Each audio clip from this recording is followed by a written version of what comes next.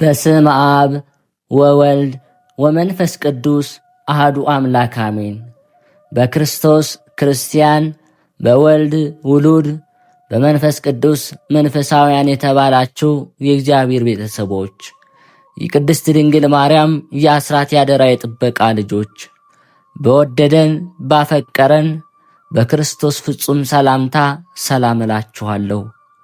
የአምላካችን የእግዚአብሔር ስሙ የተመሰገነ ይሆንልን። የእናቱ የእናታችን የቅድስት ድንግል ማርያም ለስሙ አጠራር ክብሩና ምስጋና ይግባት። የቅዱሳን መላእክት፣ ጻድቃን፣ ሰማዕታት እንደየተሰጣቸው ጸጋና ክብር ስማቸው የተመሰገነና የከበረ ይሆንልን። አሜን። በሀገር ውስጥም በሀገር ውጭም ያላችሁ የማኅደር ሚዲያ ተከታታዮች የእግዚአብሔር ሰላምና ክብር ከሁላችሁ ጋር ይሁን። እነሆ በዚህ ቻናል ሁልጊዜ በየዕለቱ መርሃ ግብር ስለምንለቅ ገድል፣ ጸሎት፣ ድርሳንና ስንክሳር የምናቀርብበት ሲሆን ይህንን ገድል፣ ጸሎት፣ ድርሳን በእምነት ብትሰሙ ከዲያብሎስ እስራት የምትፈቱበት ከተለያዩ ርኩሳት መናፍስት የምትጠበቁበት ስለሆነ እስከ መጨረሻው ታደምጡ ዘንድ በቅዱሳን ስም እንጠይቃችኋለን። ለአገልግሎቱም ለመደገፍ ሁልጊዜ ላይክ፣ ሰብስክራይብ እንዲሁም ሐሳብ አስተያየታችሁን በኮሜንት በማስፈር መንፈሳዊ ኃላፊነታችሁን እንድትወጡ እንጠይቃለን። እንኳን ለሕፃኑ ለቅዱስ ቄርቆስና ለእናታችን ለቅድስት ኢየሉጣ ወርሃዊ የመታሰቢያ በዓላቸው በሰላም አደረሳችሁ። እንዲሁም በዚች ዕለት ታስበው ለሚውሉ ቅዱሳን ዓመታዊና ወርሃዊ የመታሰቢያ በዓላቸው በሰላም አደረሳችሁ። ከዚህ በመቀጠል የቅዱስ ቄርቆስና የእናቱ የቅድስት ኢየሉጣ ገድላቸውን እናሰማለን። ሕፃኑ ቄርቆስም እናቱን ራሳችን ለገንዘብ አሳልፈን አንስጥ፣ ሌባ ሀብታችን እንዳይሰርቅም ተግተን እንጸልይ አላት። በእስር ቤት የነበሩት ምክሩን በሰሙ ጊዜ ለሕፃኑ እንደዚህ ያለ ጥበብን የሰጠ እግዚአብሔርን አመሰገኑት። ከዚህ በኋላ ሕፃኑ ቄርቆስ አቤቱ ይቅር በለኝ፣ ሰውነቴ አንተን ተስፋ አድርጋለችና ኃጢአት እስከምትወገድ ድረስም በክንፈ ረድኤት ታመንሁ። ወደ ልዑል እግዚአብሔር ወደ ረዳኝ እግዚአብሔር ጮኩ፣ ከሰማይ ልኮም አዳነኝ። ላሰቃዩኝም ጉስቁልናዬን ከፈላቸው። እግዚአብሔር ይቅርታውንና እውነታውን ላከ። ሰውነቴም ከአንበሶች መካከል አዳናት። ደንግጬ ወደቅሁ። የሰው ልጆች ጥርሶቻቸው ጦርና ፍላጻ ናቸው፣ አንደበታቸው የተሳለ ሰይፍ ነው።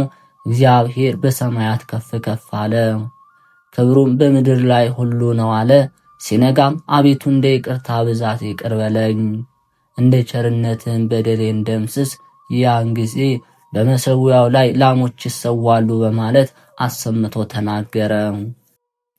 ዝማሬውን ከፈጸመ በኋላ ገዢው ከእስር ቤት አስወጣቸው፣ በፍርድ አደባባይም አቆማቸው። ሕፃኑንም ለአማልክቶች የሰዋ አላልሁህምን? አሁንም ከሥቃይ ትድን ዘንድ በአንደበትህ ለሰራጲስ አጥናለሁ በላለው።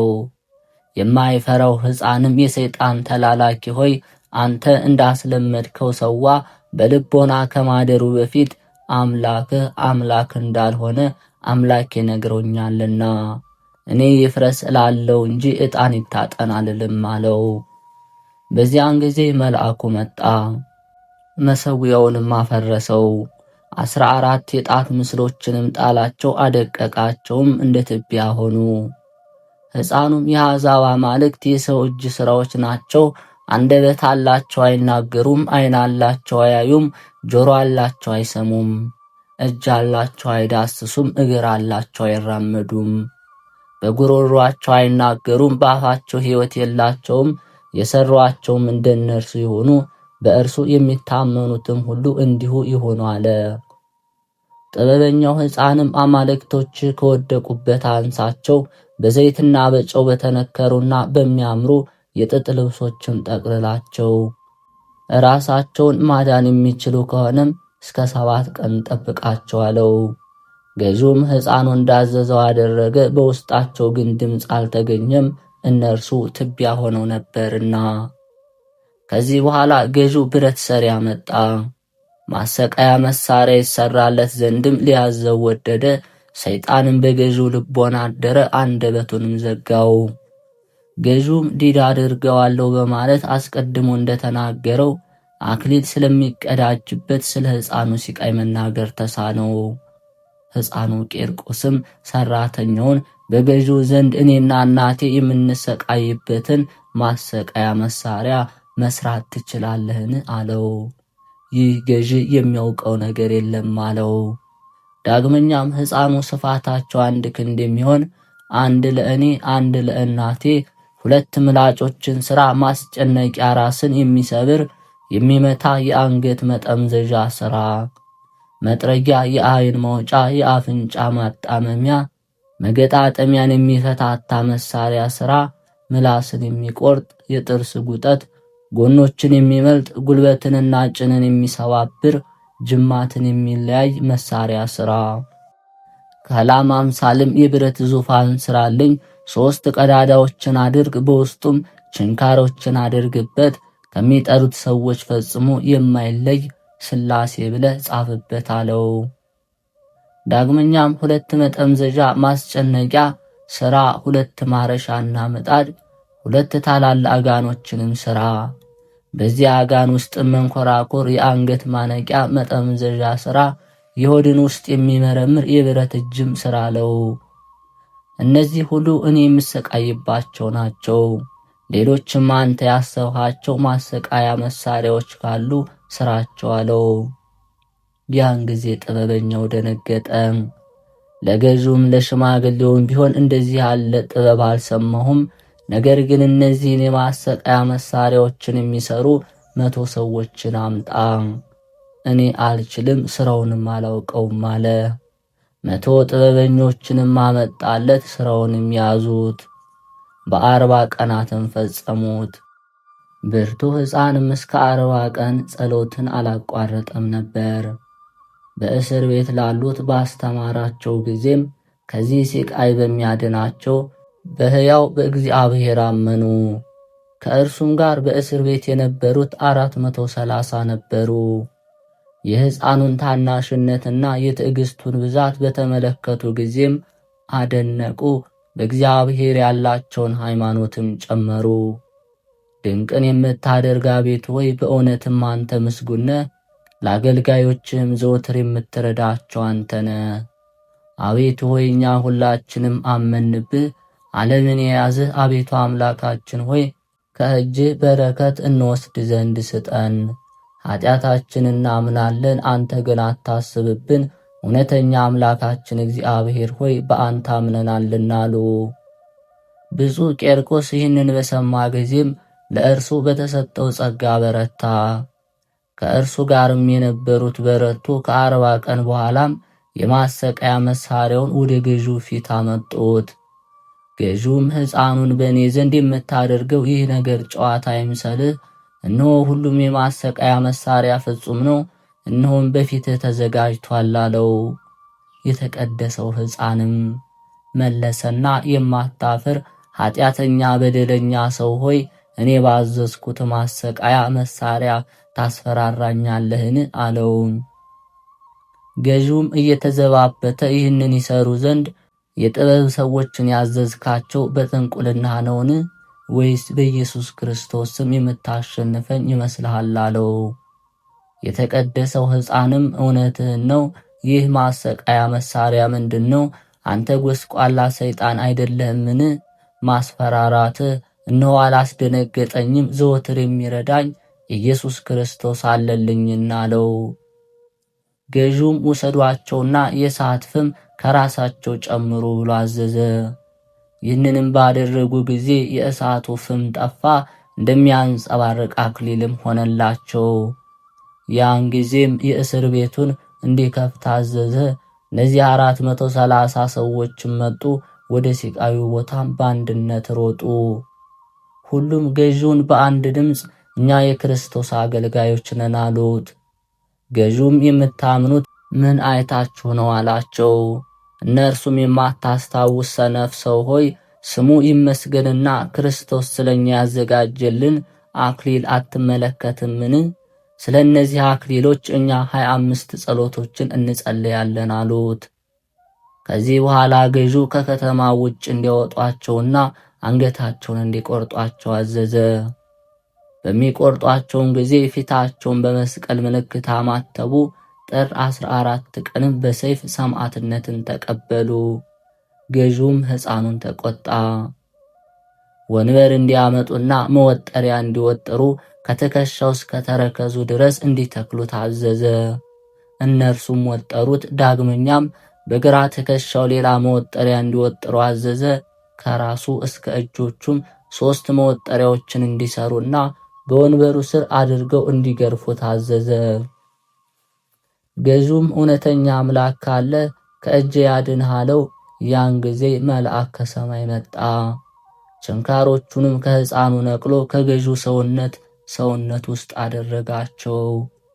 ገዢውም ደነገጠ። አንተ ሕፃን ሆይ ዛሬ አምላክ ከአንተ ጋር እንዳላወቀው በአምላክ ቸርነትም ዛሬ ተፈወሰው አለው። የተቀደሰው ሕፃንም እንደማታመን አውቃለሁ፣ ነገር ግን ስለሚያምኑት ሰዎች በአምላኬ ስም ዛሬ ፈውስሃለሁ አለው። ከዚህ በኋላ ሕፃኑ እጁን ዘረጋ፣ ችንካሮቹን ነቀለለትና ዳነው። ያን ጊዜም ገዢው ፈራ። ዓለም የተስማማች እኔም የተፈወስሁባችሁ እናንተ አልፋ፣ ሰራኤል፣ አጵሎን፣ አቴናና ርአያ ሆይ የተመሰገናችሁ ናቸው አለ። የተቀደሰው ሕፃንም ዛሬ አሸነፍከኝን? ዳግመኛስ ወደ እኔ ትመጣለህ አለው። ገዢውም የማሰቃያ መሳሪያዎችን ሁሉ አምጡልኝ፣ ከሰውነታቸውም ጨምሩ፣ እነሆ አምላካቸው ይዘባበትብኛልና ከዚህ ሲቃይ ግን ያድናቸው ዘንድ አይቻለውም አለ። ወታደሮቹም የማሰቃያ መሳሪያዎችን ሁሉ አመጡ። ይጨነቁ ዘንድም ከራሳቸው እስከ እግር ጥፍራቸው ድረስ በሰውነታቸው ጨመሩ። ነገር ግን የማሰቃያ መሳሪያዎቹ ሊያስጨንቋቸው አልቻሉም። ገዢውም ከጠዋት ጀምሮ እስከ 6 ሰዓት ድረስ የማሰቃያ መሳሪያዎቹ ሁሉ ማሰቃየት እንዳልቻሉ በተመለከተ ጊዜ ተነሳ። ከአገልጋዩ መጣያና የአንገት መጠምዘዣ ያዘ። ሕፃኑንም ወግሮ ይገድለው ዘንድ ወደደ። ከላይ ይዞ ሲወርድም ከእጁ ወደቀ። አፍንጫውን እስኪያመው ድረስም ፊቱን ክፉኛ መታው። ያን ጊዜ የተቀደሰው ሕፃን ሳቀ፣ እንዲህም አለ፣ የሚያሰቃዩኝ እነዚህ ጠላቶቼ ደክመው ወደቁ። ሰይፋቸው ወደ ልባቸው ይመለስ፣ ጦራቸው ይሰባበር በማለት የተናገረውን ዳዊት በእውነት አልዋሸም አለው። የእግዚአብሔር ጸጋም ቅዱስ ቄርቆስን ጠበቀችው። የገዢው ቁጣም ወደ ራሱ ተመለሰች።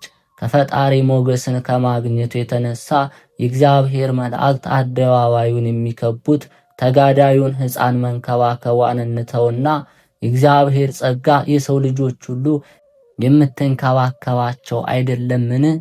ምስጋና ለእርሱ ይሁንና ከኃጢአት ከነጹና ሥራዎቹንም ዘወትር ከሚመሰክሩ ሰዎች በስተቀር አያዩትም። ስለ እርሱ ብለው ወደ ጽኑ መከራ በሚገቡበት ጊዜም የእግዚአብሔር ጥበቃ ፈጽማ ትገለጥላቸዋለች። ያን ጊዜም በድንገት ሳያስቡት መጠን በተለያየ ሁኔታ እስከሚረዱት ድረስ ይመለከቱታል። በኢዮብ በነዌ ልጅ በኢያሱ በሰለስቱ ደቂቅና በጴጥሮስ እንደተናገረውም አሸናፊ የሆኑ ተጋዳዮችን ለማንቃት እግዚአብሔር ይህን ያደርጋልና። በሰው አምሳል ለቅዱሳኑ ሁሉ የተገለጠላቸውም የእግዚአብሔር ጥበቃ ናት። አስጨከነቻቸው፣ አበረታቻቸውም። በሴቶችና በወንዶች ቅዱሳን ላይ ይህ የተደረገ ብንልም በልዑል እግዚአብሔር ጥበቃ ነው። ፈጽመው ይህችን ለማየትም የበቁ ሆኑ።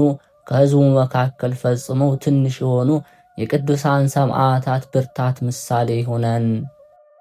ከዚህ በኋላ ገዢው ይህንን ሕፃን ጥንቁልናው እንደጠቀመው በአምላኬ እምላለሁ አለ።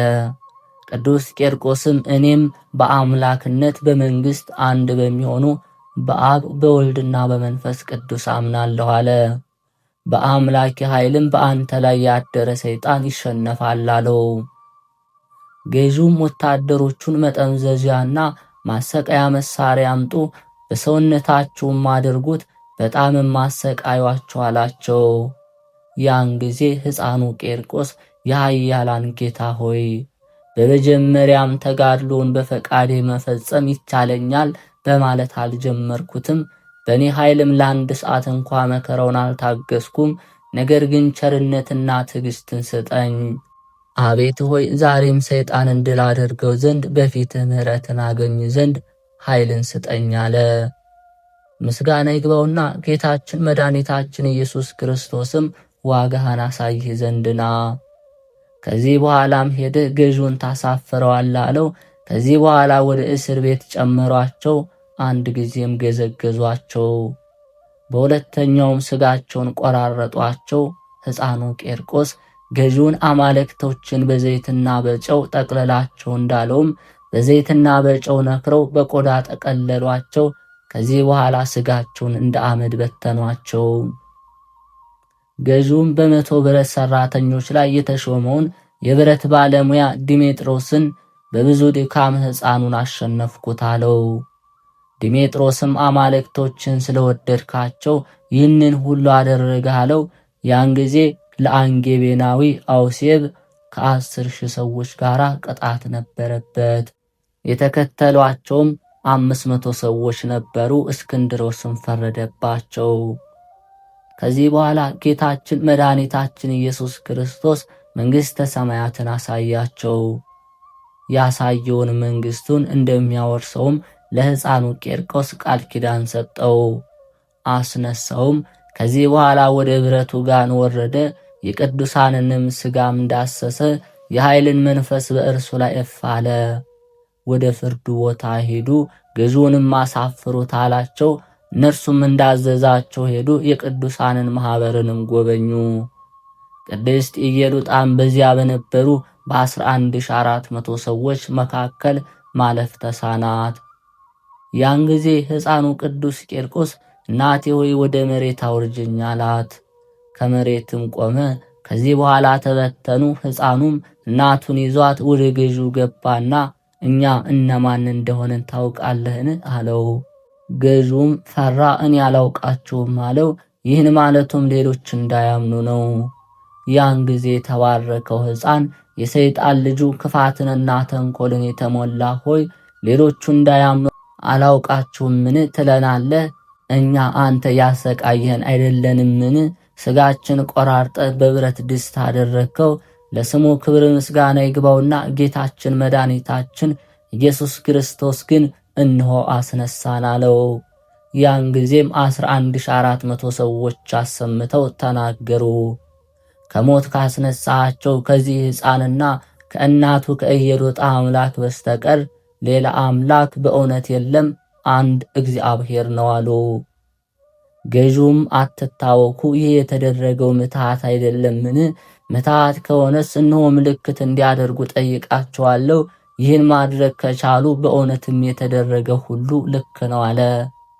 ተአምር የሚያደርገው ሕፃንም ፈጽሞ የሚሰጥ እግዚአብሔርን ለምነው አለው።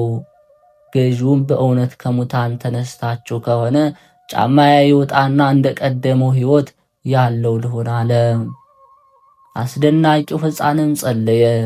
አቤቱ ሆይ አንተ ሰማይና ምድርን የፈጠርክ ሰውን በጥበብህ በፈጠርክ የሕይወትን እስትንፋስን ሰጠኸው።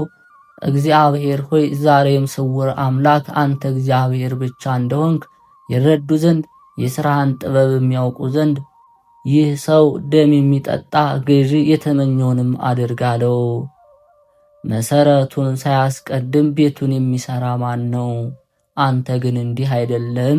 ሰማይን አስቀድመህ አልፈጠርክም፣ በደቃቅ አሸዋ ምድርን መፍጠርን አላስከተልክም አለ። ከዚህ በኋላ የገዢው ጫማ ከእግሩ ወለቀ። ታላቅ በሬም ሆነ ከበሬው አንገትም ፍየል ወጣ። ይህች የሕፃኑ ቄርቆስ ጸሎትም የመምህሩ የክርስቶስን ጸሎት ትመስላለች።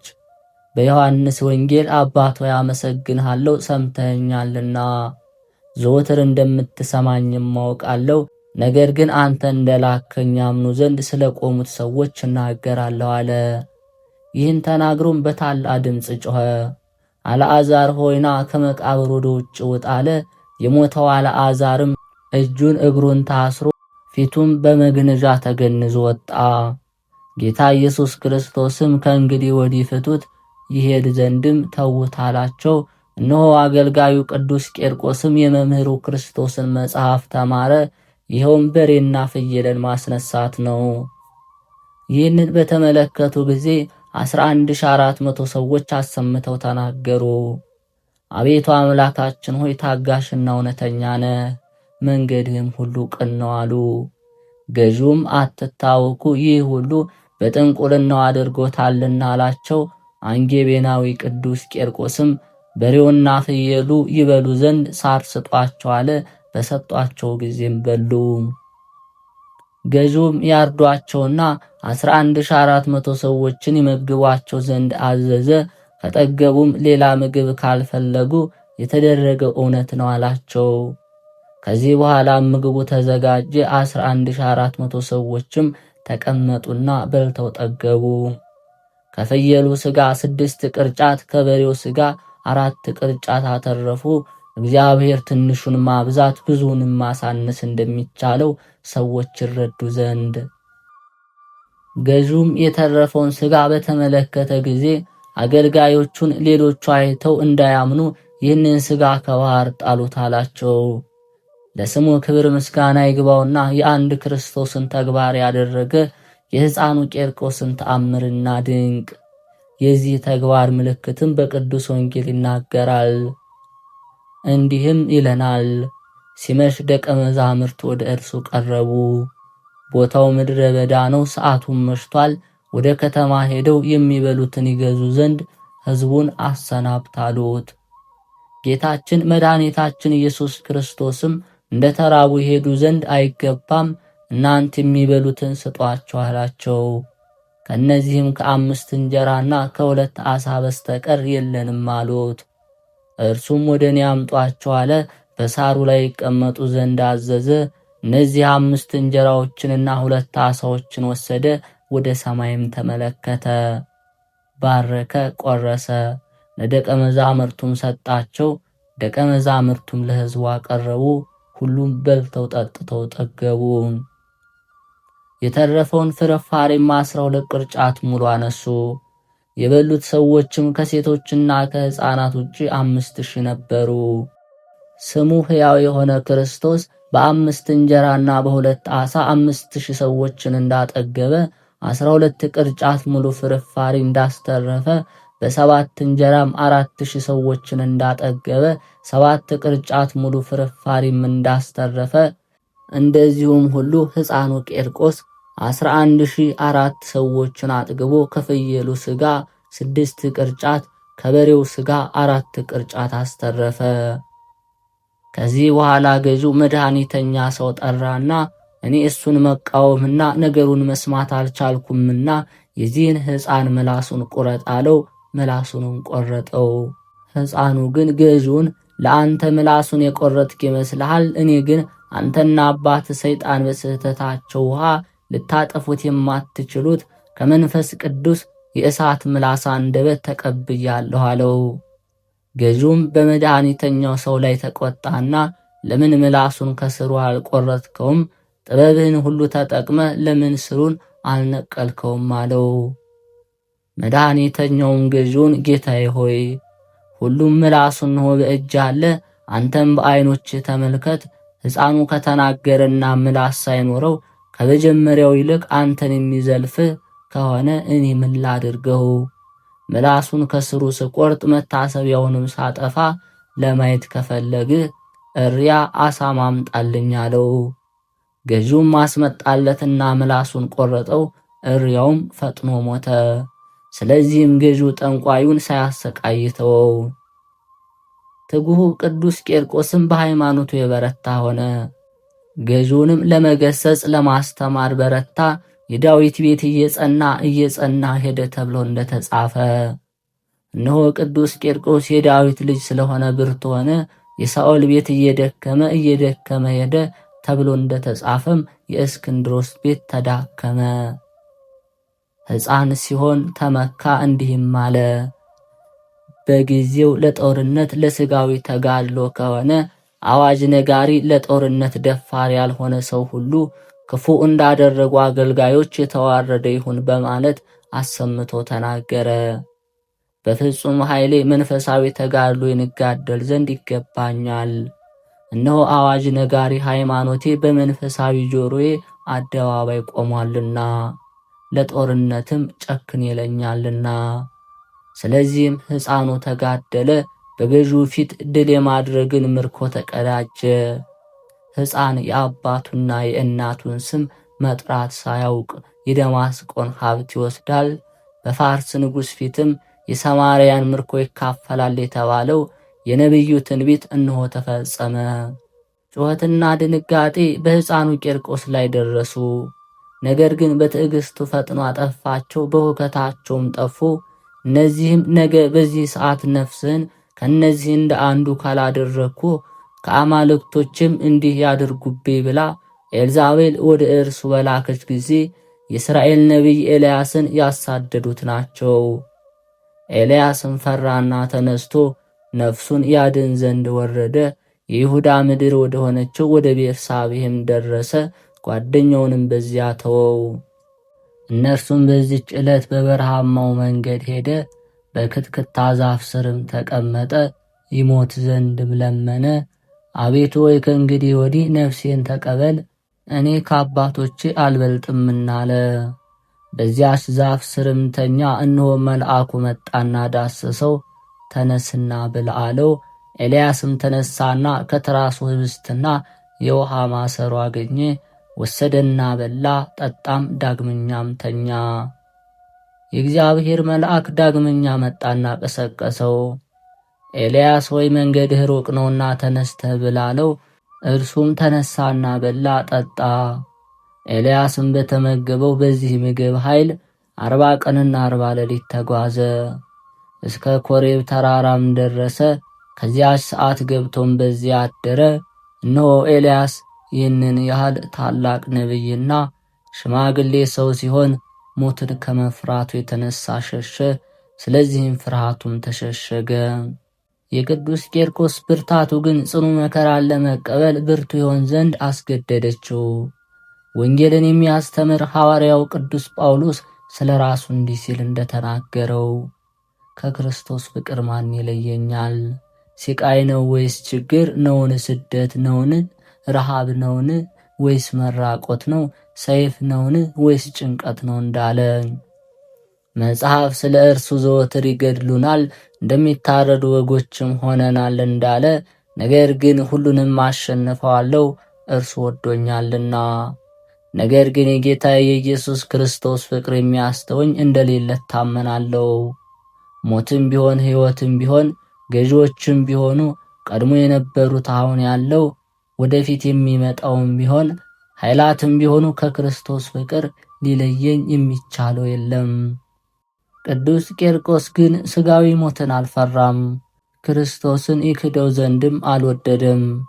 በመከራ ከመሰልሁት በክብር መስለዋለሁ አለ እንጂ ዳግመኛም የዚህ ዓለም መከራው ለዚች ክብርና ምስጋና ዋጋዋ እንደማይሆን አስባለሁ አለ። ከዚህ በኋላ አንጌቤናዊ አውሴብህና ብረት ሠራተኛው ዲሜጥሮስ በእግዚአብሔር አመኑ። ገዥውም የተመረጠውን ሕፃን ዛሬ ለአማልክት ሰዋ አልልህም፣ ነገር ግን ከመሥዋዕቱ ሥጋ ብላ፣ ከዚህ ሥቃይ ትድን ዘንድም ወይን ጠጣ አለው። ሕፃኑ ቂርቆስም አላደርገውም፣ ርኩስ ነገር በአፌ የገባበት ጊዜ የለም አለው። ገዥውም ወታደሮቹን አፉን ክፈቱና ሥጋና ወይን ጨምሩበት አላቸው። ገዥውም ሕፃኑ ቂርቆስን ከአምላክ ከእግዚአብሔር ዘንድ ያለ ተስፋ እነሆ ጠፍቷል አለው። ሕፃኑ ቂርቆስ ልክ አይደለም፣ እኔ ከአምላክ ፍጹም ደስታ አልወጣም አለው። አንተ ግን እግዚአብሔር ጠላት ነህ፣ የአጋንንት ተባባሪያቸው፣ የሰው ግን ጠላት ነህ። ከእስራኤል ተስፋ የራቅህና ከእግዚአብሔር ርስትም የተለየነ። ይህ በፈቃዴ ባደረገው ከእግዚአብሔር ነው። ሳልወድ ይህንን ባደርግም ለራሴ ነው። መልካም ብታደርግ ኖሮ የእግዚአብሔር መልካም ነገሮች ሁሉ ለአንተም በተደረጉ ነበር። አንተ ግን በአገልጋዮቹ ላይ ክፉ ነገርን ባደረግከው መጠን ገሃነማዊ የሆነ እሳትን በአንተ ላይ ሰበሰብህ። ለእኔ ግን አክሊል ተዘጋጅቶልኛል አለው። ገዥውም ጋን አምጡልኝ፣ በውስጡም ጨው፣ አደሮ፣ ማር፣ እርሳስ፣ ዲን፣ ብረትና ነዳጅ ጨምሩበት፣ ጢሱ በሰማይ ደመና እስከሚታይ ድረስ እሳት አንድዱ አላቸው። ወታደሮቹም እንደታዘዙት አደረጉ። ዘይት የነበራቸው ሰዎች በጋኑ ላይ ዘይት ጨመሩበት። የጋኑ ግለትም ጨመረ፣ ድምፁም እንደ ክረምት ነጎድጓድ ሆነ፣ እንፋሎቱም እንደ ፀሐይ ያቃጥል ነበር። ውሃው ሲፈላም 14 ክንድ ያህል ይዘል ነበር። ያን ጊዜ ገዢው በጋኑ ውስጥ የቅዱሳን ሞታቸውን ይመለከቱ ዘንድ 11,400 ሰዎችን እንዲያመጧቸው ወታደሮችን አዘዘ። ወደዚያም አመጧቸው። ቅድስት ኢየሉጣም ጋኑን በተመለከተች ጊዜ ከአስፈሪነቱ የተነሳ ፈራች፣ ደነገጠችም። እግዚአብሔርን ለመካድና ለእርሷ የተዘጋጀውን ዋጋ ለመተው ወደደች። ሕፃኑ ቄርቆስም እናቱን እንደፈራች በተመለከተ ጊዜ እናቴ ሆይ ይህንን ጋን በማየትሽ አትፍሪ፣ አትደንግጭም። እግዚአብሔርን ማምለክ መተውና ትእዛዙን አለመቀበል በአንቺ ላይ ሥጋዊ መቅሰፍትንና የነፍስ ሞትን ያመጣል። በኖህ ዘመን የነበሩ ሰዎች በጥፋት ውሃ ለምን ጠፉ? ከቃየል ልጆች ደም ግባት የተነሳ በዝሙት ምክንያት አይደለምን? በዚያ ዘመን ገንዘብ መውደድና ጣዖት ማምለክ ጦርነት አልነበረምና። ዳግመኛስ የሰዶም ሀገሮች ለምን ጠፉ? በእነርሱ ላይስ እስከምትሰለጥንባቸው ድረስ የርኩሰት ዝሙትን በማብዛታቸው አይደለምን?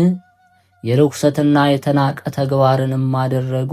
ከ24,000 የእስራኤል ልጆች በዝሙት ምክንያት ጥቂቶቹ የሞቱ አይደለምን? ዳግመኛስ ወላጆቹ ለእግዚአብሔር የሰጡት ኃያሉ ሶምሶን ከልዑል እግዚአብሔር በምን ምክንያት ራቀ? ከማኅፀን የተመረጠ ልደቱስ እንደ ዘካርያስ ልጅ እንደ ዮሐንስ በመልአክ የተበሰረ ታላላቅ ተአምራትን ያደረገ ነበር። ዘማዋን ሴት ከማግባቱ የተነሳ ንጹሕ ሰውነቱን በማርከሱ አይደለምን? በዚህ ምክንያት እግዚአብሔር ከእርሱ ራቀ፣ በጠላቶቹም እጅ አሳልፎ ሰጠው። የልዑል እግዚአብሔር ልብ የተባለው ከዘሩም የአበው ተስፋ ይወለድ ዘንድ የተገባው ምስጋና ይግባውና ዓለምን ሁሉ ለማዳን ክርስቶስ ከእርሱ የተገለጠ፣ ዳዊትም ከአንዲት ሴት ዝሙት በመስራቱ ተፈረደበት። እርሱም ደም ግባቷን በተመለከተ ጊዜ ነው። እናቴ ሆይ እንዲህ ከሆነ ልዑል እግዚአብሔርን ማምለክን እንደ ቀላል አትመልከችው።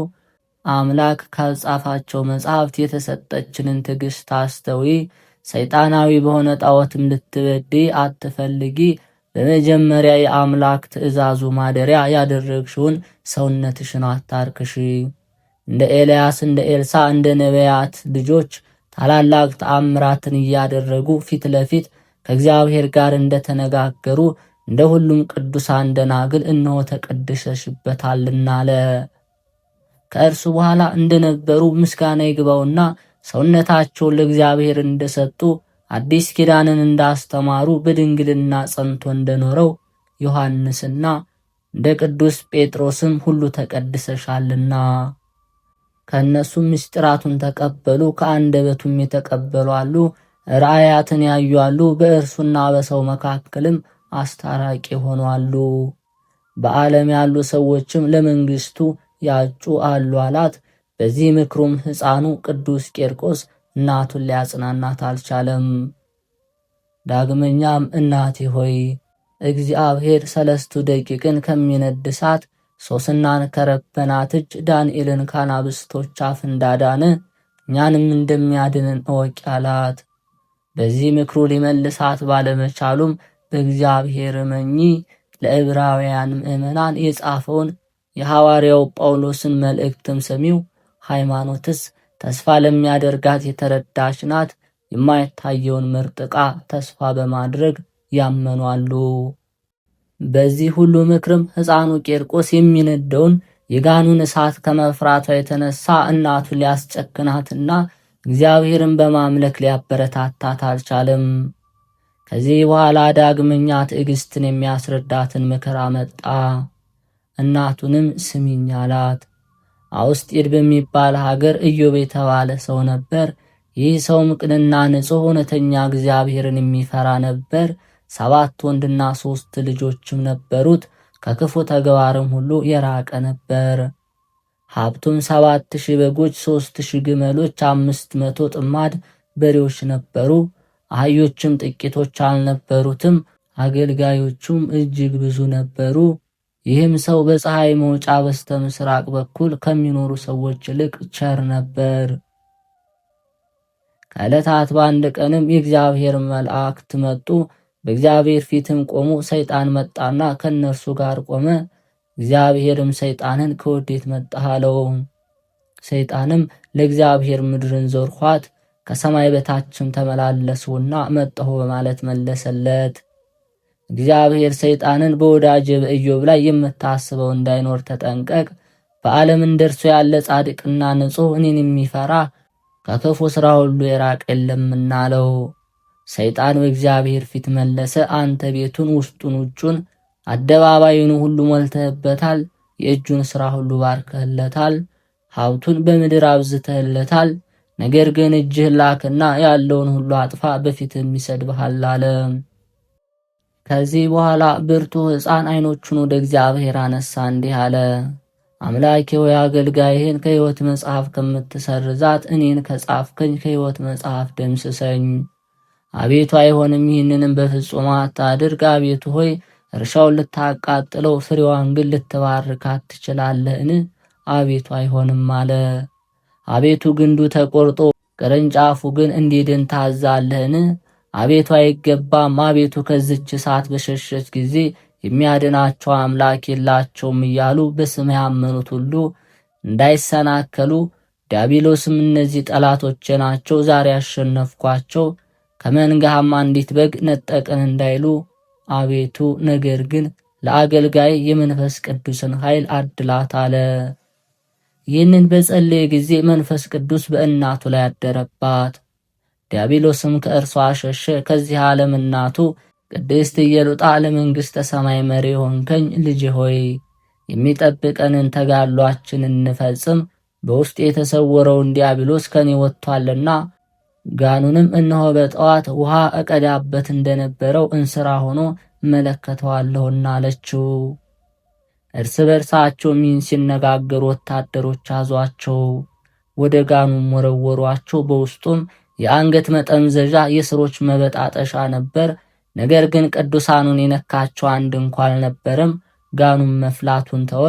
ስሙ ገብርኤል የተባለ እግዚአብሔር መልአክ ከሰማይ እንደ ዓይን ጥቅሻ ወርዶ በእጁ በያዘው በትረ መስቀል እሳቱን ባርኮታልና እንደ ጠዋት ጤዛ አድርጎታልምና ከምድራዊ እሳት ውስጥ በመግባታቸውም የገሃነም እሳትን አጠፋላቸው። በሲና ተራራ ሙሴ እንዳያት ሐመልማልም የሕይወት እሳት እግዚአብሔርን ተዋሃዱት። ቅዱስ ቄርቆስም እንዲህ እያለ የድርሳናትን ጸሎት ጀመረ። በመንግሥት በር በነበርኩ ጊዜ ይኸውም የእግዚአብሔር ቤት ነው፣ በዕንቁ የተለበጠ መጽሐፍን ሰጠኝ። ጸሎቴ ቅድስት ቤተ ክርስቲያን ናት፣ ዕንቁም የእግዚአብሔር ቃል ነው። መጽሐፌም መንፈስ ቅዱስ ነው። ፍጹም ጨለማ ወዳለበት ብርሃን ኮከብ ጨረቃና ፀሐይም ወደሌለበት አገር ላከኝ። ትርጓሚዋም ለንጻቶስ ወደሆነ መጀመሪያ ወደምትገኘው ሀገር ደረስኩ። በዚያም ከደረታቸው በላይ ሰው የሆኑ በእጃቸው ፈረስ ይዘው አገኘው። ሁለንተናቸው ማህያ ይመስላል፣ ከደረታቸው ሰው መሰል ህውረ ብዙ አራዊትና መርዛማ እባብ አለበት። እነዚህም ሁሉ ይገድሉ ዘንድ ወደዱ። መጽሐፌም አስወገዳቸው። እኔም አሸዋማ ወንዝ ካለበት ባቢሎን ደረስኩ። እንደ ዕብራውያን ምኩራብ ከዕለተ ሰንበት በስተቀር መሻገር የሚቻለው አልነበረም። እኔ ግን በእግዚአብሔር ኃይል በዕለተ ሐሙስ ተሻገርኩት። ከዋሻው የሚወጣው ውሃም እንዲህ ነበር። በዚህ ወንዝ ያለውን ውሃ ማየት የሚቻለው አልነበረም። ወንዙን ተሻገሬም ከባህሩ ማዶ ካለች ሀገር ደረስኩ። በዚያም ከደረታቸው በላይ ሰው፣ በታች ደግሞ ፈረስ የሚመስሉትን አገኘው። በታች በኩል ፈረስና መርዛማ እባቦች፣ ብዙ አጋንንትንና 13,000 እባቦች በላይና በታች 309 ህቡረ ብዙ አራዊት ነበሩ። ቁጥራቸው የበዛ ክፉ አጋንንትም ነበሩ። ይህ እባብም ታላቅ ነው። ጅራቱ አፉ ነው። በጠዋት ይወጣል፣ አንድ ነው። በፊቱም ወደ ጥፋት መንገድ ይሮጣል። ጥርሶቹም እንደተሳሉ ሰይፍ ናቸው። ጎኖቹም የወርቅና የብረት ናቸው። አንገቱ ከብረት የተሰራ ነው። ጥፍሮቹም የብረት ናቸው። ከዚያ በፊትና ከዚህ በኋላ የሆነውን እንተወውና ያን ጊዜ ሰይጣን ሥጋን ተዋህዶ ከስልጣን ያሸነፈ ማን ነው? ከሙታን ተነስቶ ሲኦልን ረግጦ ሞትን በሞቱ አጠፋው እስከሚለው ድረስ ያለውን አሰምቶ ተናግሯል። ከዚህ በኋላ ሰይጣን አሸናፊነት ለአሸናፊው ቄርቆስ ተሸናፊነት ደግሞ በእርሱ ላይ እንደሆነች በተረዳ ጊዜ ከዚህ በኋላ ወደ ገዢው ልቦና ገባለሁ፣ በሕይወቱም እንዳይኖር እገድለዋለሁ፣ ከዚህ ሕፃን ድካምም አርፋለሁ አለ። ያን ጊዜ ገዢው ባለሟሎቹን በፊታችን ሰይጣንን በጥንቁልናው እንደሚያስለቅሰው ተመለከታቸውን? ያልሰማኑን ምስጢርም ነገረን አላቸው። ያን ጊዜ ሕፃኑ ቄርቆስ ጸለየ። ቀዝቃዛ ውሃ ፈለቀ። 11,004 ሰዎችንም ረጫቸው። የንስሐ ጥምቀትም ሆነላቸው። ከዚህ በኋላ ከሚፈላው የውሃ ጋን ውስጥ ወጣ። ከወታደሮቹም 40 ወንዶችን ገደለ። ገዥውም በዚህ ውሃ መድኃኒት አድርጎበት እንደሆነ እንጂ አለ። ገዥውም ጋኑን ይመለከት ዘንድ ቀረበ። ቅዱስ ቄርቆስም 3 ጣቶቹን ነከረና በገዢው አንገት አስቀመጠው። ከአንገቱ ያለው ሰውነቱም ተመለጠ። ያን ጊዜ ገዢው ሕፃኑን እነሆ አምላክ እንዳለህ አወቅው፣ አድነኝ ፈውሰኝም አለው። ቅዱስ ቄርቆስም መለሰለት፣ በዚህ ነገር ዕድል የለህምና እንደማታምን አውቃለሁ። ነገር ግን ስለሚያምኑት ስለ እነዚህ ፈውስሃለሁ አለው። ቅዱስ ቄርቆስም ጸለየና የተመለጠች አንገቱን አዳነው። ብፁዕ የሚሆን ነቢይ ሊከቡት በመጡ ጠላቶቹ ላይ ጸልዮ ዓይናቸውን አሳውሮ በሥልጣኑ ስር እንዳደረጋቸውና ምግብና ውሃ እንደሰጣቸው ሁሉ ብፁዕ ቄርቆስም በዚህ ምሕረቱና ቸርነቱን አደረገ። ገዥውም አንገቱ እንደዳነ በተመለከተ ጊዜ ጮኸ፣ አልፋ ሆይ ምስጉነ፣ ሰራጉኤል፣ አጵሎን፣ አቴና፣ አርአያ ሆይ የተመሰገናችሁ ናችሁ። ክብርን ለተሞላች ለአርጤምስ ምስጋና ይሁን። የሰማይ አምላክ አንተ ክርስቶስም ምስጉን ነህ አለ። ከዚህ በኋላ ሰማዕቱ ቄርቆስ የአማልክቶችን የአጋንንት ስም መጥራት አስቀደምክን? ከዚህ በኋላ የክርስቶስን ስም ጠራህን? ለሁለት ጌቶች መገዛት የሚችል ባሪያ የለም። ይህ ካልሆነ ግን አንዱን ይወዳል፣ ሌላውን ይጠላል። በቁዝ ዘመነ መንግሥት የእስራኤል ልጆች እግዚአብሔርን ሳይፈሩ ጣዖትን ያመልኩ እንደነበረው አንተም እንደዚህ ታደርጋለህ አለው። ገዥውም እኔ ከምታደርስብኝ ስቃይ እድን ዘንድ ሁሉንም አማልክት ተማጸንኳቸው አለው። ገዥውም ከዚህ በኋላ ወደ ሌላ ቦታ ሄደ። በዚያ 70 ሰው ሊያንቀሳቅሰው የማይችለውን የተንከባለለ ድንጋይ አገኘ። ገዥውም ያንን ድንጋይ ከፍቱት ዘንድ አዘዘ። የቅዱሳኑን ራስ እስከ ጭናቸው ድረስ እንዲህ አድርጎም ውስጡን በሳው፣ ሸነቀረው። ስለታማ የእርሳስ ናስና ብረትንም አደረገበት። በውስጡም ማሰቃያ መሳሪያ አደረገ። ወታደሮቹም ቅዱሳን ላይ ያስተኟቸው፣ ጭናቸውን በገመድ አስረው ጎተቷቸው። ድንጋዩን ከመሬት የተጣበቀ ነበር፣ እነርሱም በውስጥ ነበሩ። ሲጎትቷቸውም የቅዱሳኑ ሰውነት ተቆራረጠ፣ እንደ ጥቃቅን አሸዋ ሆነ። ያን ጊዜ እግዚአብሔር መልአክ ከሰማይ መጣና ከችግርና ከስቃይ አዳናቸው። ለእነዚህ ቅዱሳን የደረሰ አምላካችን እግዚአብሔር እኛንም በምሕረቱ ይጠብቀን። እንዲሁም ከእናታችን ከቅድስት ኢየሉጣ ከሕፃኑ ከቅዱስ ቄርቆስ በረከት ረድኤት ያሳትፈን። አንድ አምላክ በሆኑ በአብ በወልድ በመንፈስ ቅዱስ ስም የሚነበብ በብዙ ስቃይ የክርስቶስ ምስክሩ የሆነ የቅዱስ ቄርቆስ የተአምራቱን ዜና ለሚሰሙት ጥቅም ይሆን ዘንድ እነሆ እንናገራለን። ጸሎቱ የረዳትነቱ ሀብት ከአገልጋዮቹ ጋር ይሁን ለዘላለሙ አሜን። በተቀደሰችዋ በሮሃ ሀገር የአምላኩን የክህነት ሥልጣን የተቀበለ ጻድቅና ካህን የሚሆን አንድ ንጉሥ ነበር። የዓለምን ተድላ ንቆ መንግሥቱን ከተወ በኋላ በገዳም ሲኖር ለ40 ዘመን ያህል በበዓላትና በሰንበት ቀናት ከሰማይ ህብስትና ወይን ይወርድለት ነበር።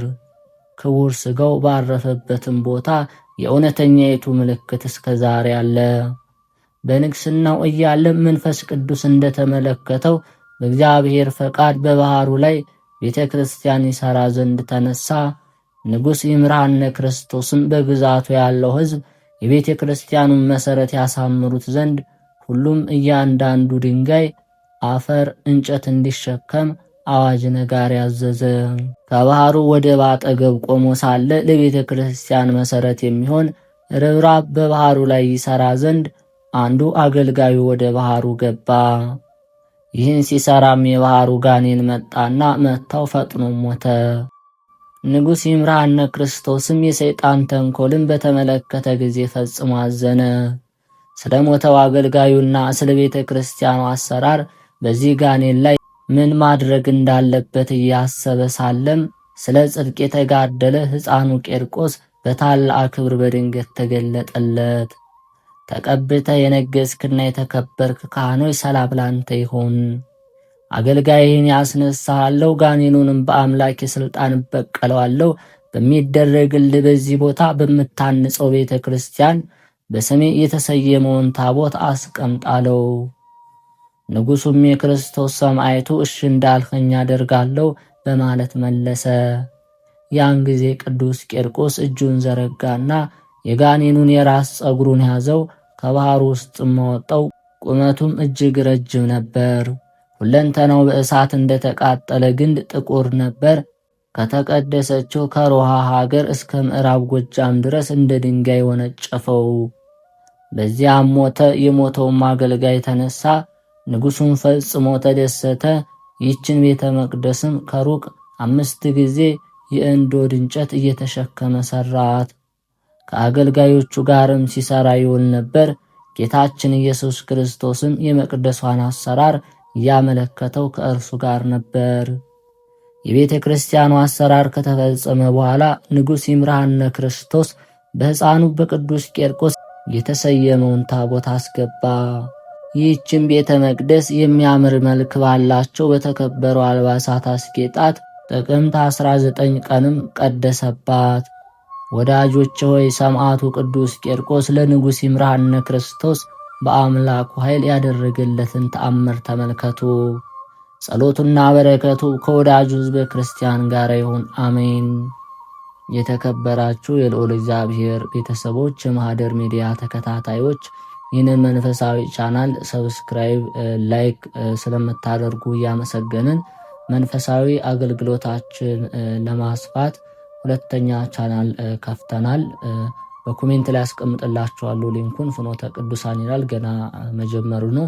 የቅዱሳን ሕይወታቸውን፣ ታሪካቸውን፣ የተሰጣቸው ቃል ኪዳናቸውን እንዲሁም አጠቃላይ ለኛ ሕይወት የሚያስተምሩ የቅዱሳን ሕይወት ከገድላቸው ከድርሳናቸው እንዲሁም ከስንክሳር አውጥተን ታሪካቸው የምንማማርበት ነውና በእግዚአብሔር ስም እየገባችሁ ሰብስክራይብ በማድረግ መንፈሳዊ ድጋፋቸው አይለየን እንላለን።